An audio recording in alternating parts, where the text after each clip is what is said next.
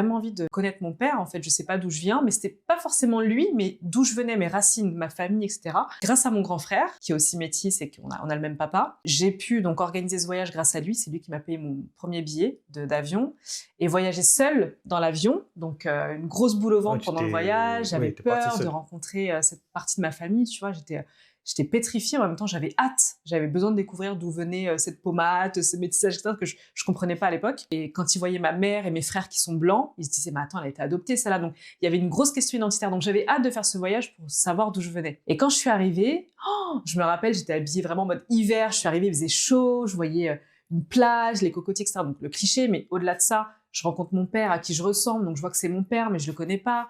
J'arrive, je découvre une sœur que je connaissais pas, un petit frère. Je découvre des tantes, des oncles, des lieux. On prend plein la vue. Et c'était le voyage le plus marquant, je pense, parce que non seulement je découvre ma famille, je découvre un lieu. Et quand je suis là, j'ai l'impression que je me sens chez moi. Genre, et ce premier voyage, je l'oublierai jamais. J'oublierai jamais cette rencontre avec mon père où tu vois un homme qui a un certain âge, qui parle, en plus il parle un créole très très fort, très marqué, donc au début je le comprends pas. Et petit à petit je commence à comprendre le créole, je commence à me dire putain ce mec-là me ressemble, c'est mon père, ok, je vais apprendre à le connaître. Enfin, c'était ouf ce voyage, donc ouais, ça m'a marqué.